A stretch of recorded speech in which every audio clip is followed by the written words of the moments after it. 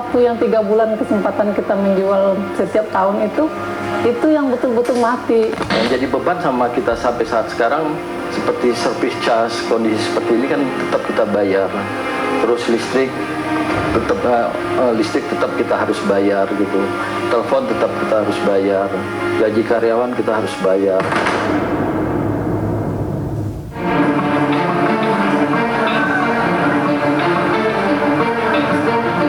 Bulan Ramadan seharusnya menjadi bulan untuk merengkuh keuntungan bagi pedagang pasar Tanah Abang, Jakarta Pusat. Saat bulan puasa tiba, pedagang kewalahan. Masyarakat menyerbu pasar tekstil terbesar itu. Ada yang untuk dijual lagi, dan ada juga yang untuk dipakai sendiri.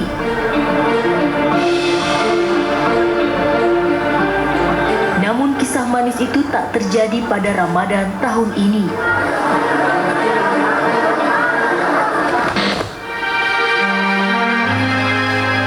Kios-kios di Tanah Abang tutup.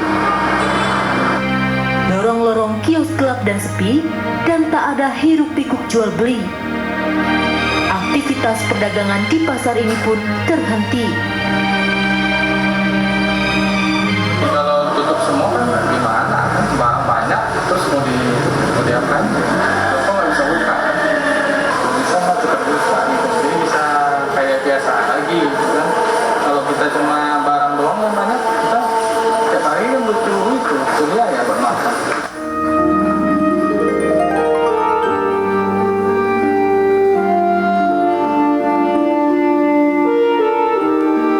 Di tengah pembatasan sosial berskala besar yang masih diberlakukan, beberapa pedagang lainnya memutuskan mengeluarkan barang dagangan mereka yang sudah sebulan lebih tersimpan di dalam kios. Sebagian mencoba peruntungan bisnis lewat jalur online.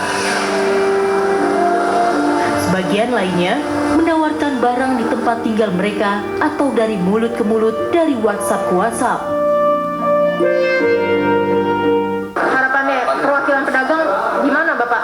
Ya, harapan kita kan misalnya supaya ini lancar, supaya dibuka terus lagi, supaya pedagang nggak resah. Kalau di yang corona terus sampai kapan kita ada? Kita itu bukan memikirkan diri kita, pikirkan diri sahabat kita. Wabah pandemi benar-benar memukul sektor ekonomi di dalam negeri. Tak hanya menggulung sejumlah pabrik, gelombang wabah corona pun menutup sejumlah pasar-pasar besar. Pedagang pasar Tanah Abang misalnya, tak lagi bisa untuk berjualan. Uang tak berputar, barang tak terjual, roda bisnis mendadak berhenti. Pedagang merugi, modal pun tak jelas kapan kembali. Kita belum tahu ya setelah ini bisa dijual apa enggak. Perkiraan nominal barang sekarang stok yang belum terjual, kita hitung modalnya aja itu sekitar 8M kalau saya. Itu hitung modalnya aja itu yang belum terjual. Selama ini, para pedagang selalu melakukan persiapan saat menghadapi momen Ramadan dan Lebaran. Caranya, modal pun diputar, mengumpulkan banyak barang sejak 2 bulan sebelum puasa.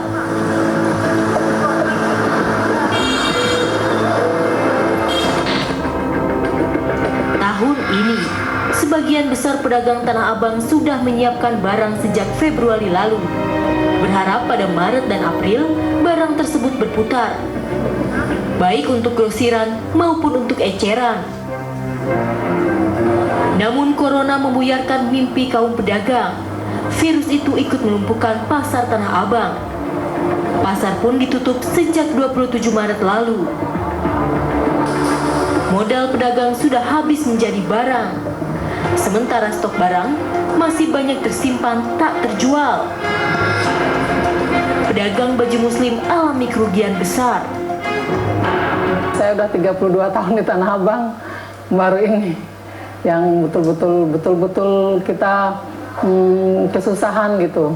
Pedagang itu memproduksi barang sendiri ya. Nah, untuk dagang hari-hari sama edisi lebaran itu barangnya berbeda. Jadi kalau hari-hari ya baju sehari-hari yang harganya ya agak murah. Nah, kalau untuk lebaran kita kan bikin yang bagus. Nah, itu edisi lebaran itu biasanya memang dijualnya mulai 2 bulan sebelum puasa sampai lebaran. Jadi kita ada waktu 3 bulan jual edisi lebaran itu. Nah, edisi lebaran itu kalau bersisa itu kalau habis lebaran kita kan agak susah menjualnya. Soalnya orang nggak butuhkannya itu lagi, butuh lagi sehari-hari. Nah, sekarang waktu yang 3 bulan kesempatan kita menjual setiap tahun itu yang betul-betul mati. Nah, sebulan sebelum ini kita juga gedung dibuka, tapi pengunjung nggak ada. Jadi kita benar-benar di hari H kita cari duit itu, di 3 bulan itu benar-benar waktu itulah kita terdampaknya.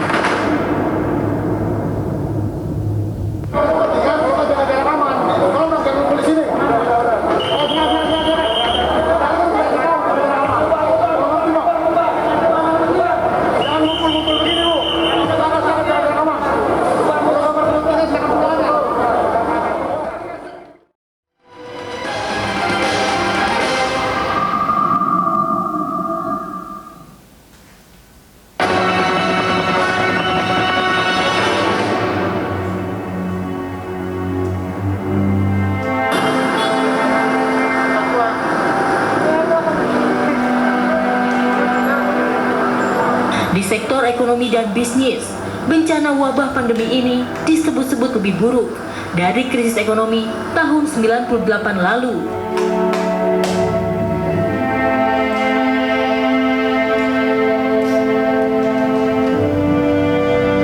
Pasar Tanah Abang yang tutup lebih dari 1 bulan memunculkan keresahan bagi para pedagang.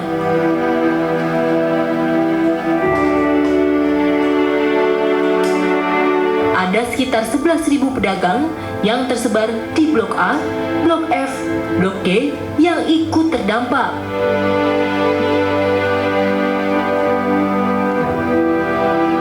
Ramadan tahun ini adalah masa suram bagi para pedagang. Ancaman gulung tikar menghantui di depan mata. Kalau pasar Tanah Abang tidak dibuka sampai lebaran, kemungkinan besar lebih dari 7.000 pedagang akan gulung tikar. Artinya begini, kita punya produksi, berharap, kita tahu bahwa di saat-saat momen lebaran ini kita berharap barang yang kita produksi itu habis. Jadi kenyataannya kalau ini berkelanjutan sampai lebaran, apa yang kita harapkan penjualan itu tidak tercapai. Akibatnya apa? Kita nggak ada dapat untuk meneruskan seperti nyewa toko, melanjutkan pembayaran yang lain-lain. Otomatis kan yang tadinya kita punya toko 1, 2 atau 3, akibatnya apa? Kita susut jadi 1 gitu. Derita pedagang kian bertambah. Saat beban operasional kios masih harus dibayar, meski pedagang tak lagi berjualan. Yang jadi beban sama kita sampai saat sekarang seperti service charge, kondisi seperti ini kan tetap kita bayar. Terus listrik tetap kita harus bayar gitu. Telepon tetap kita harus bayar. Gaji karyawan kita harus bayar. Nanti kontrak toko kita harus bayar. Uang dari mana? Karena barang yang kita harapkan kemarin itu nggak terjual gitu. Seperti Presiden kan bilang penundaan cicilan, pengurangan bunga, itu kan udah satu Indonesia orang tahu ya. Tapi sampai hari ini, kayak saya kan pakai uang bank, itu sampai hari ini udah kita masukin proposal, udah kita permohonan gitu ya, udah melalui telepon.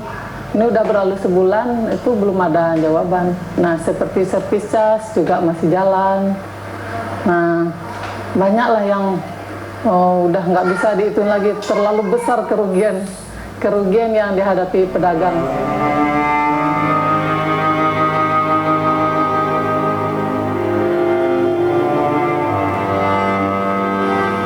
Saat kondisi normal, perputaran uang di pasar tekstil terbesar itu sekitar 100 miliar per hari.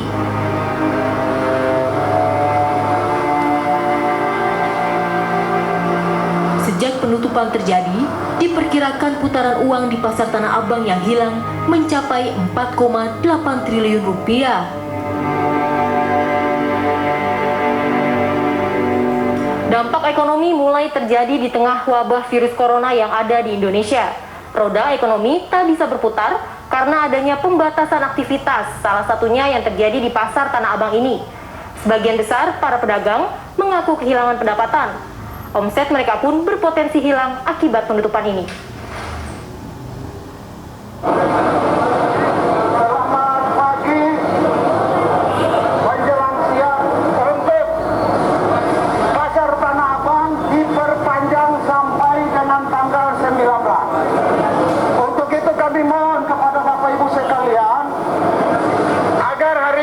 dapat membubarkan diri dan kembali ke rumah masing-masing.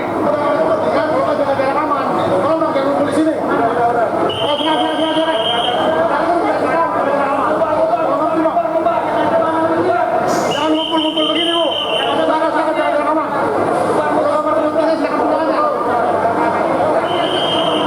Jangan ada berkumpul.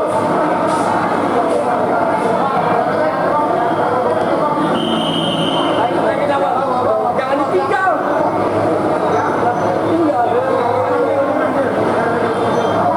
Kalau tinggal begini terus, coba hargai kita lah.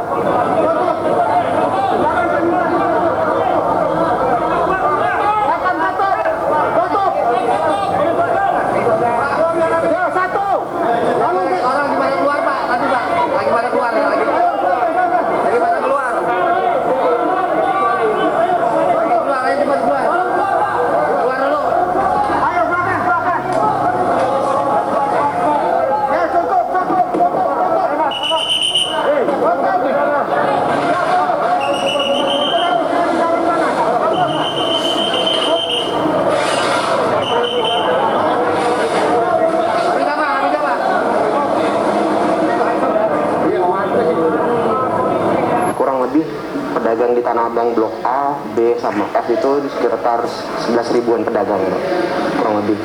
Yang memang kondisinya saat ini Tanah Abang masih kita tutup mengikuti dengan ketentuan PSBB yang ditetapkan oleh pemerintah Provinsi DKI Jakarta.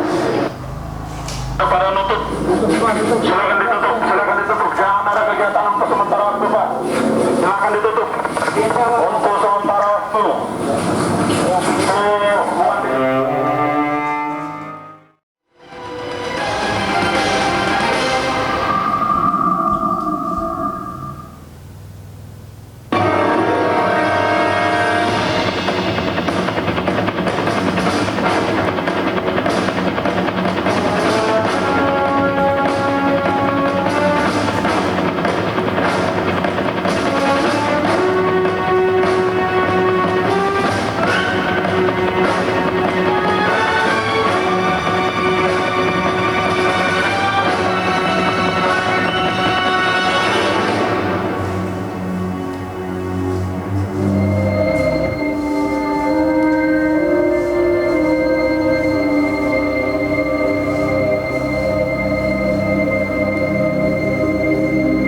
Serangan wabah pandemi benar-benar meluluh lantakan semua sektor kehidupan manusia.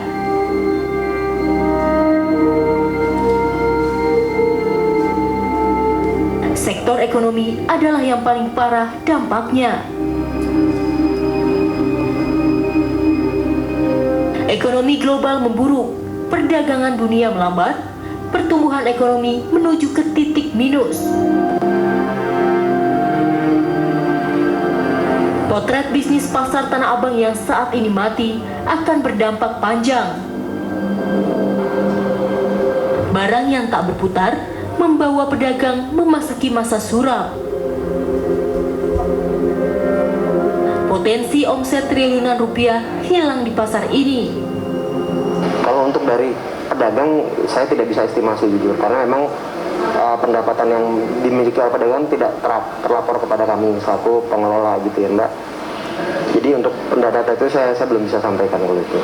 Kebetulan ini baru diputuskan kemarin, selama 2 bulan ini pedagang di Tanah Abang itu akan dibebaskan dulu dari service charge ya, dari biaya service charge yang ada di setiap bulannya biasa dibayarkan, itu akan dibebaskan dulu selama 2 bulan.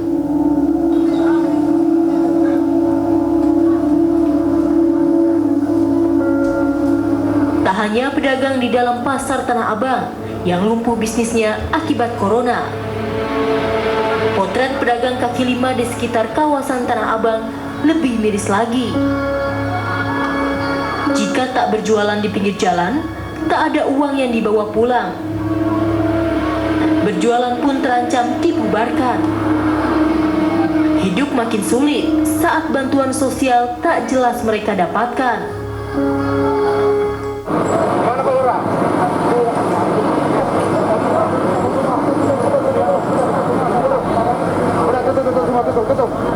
Tak ada pilihan selain memaksa berjualan meski pembeli sepi.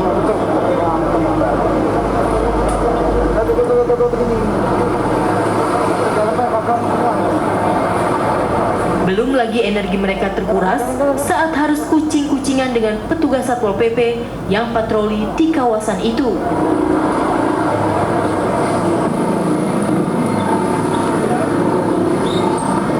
Kalau nggak ada yang belanja gimana?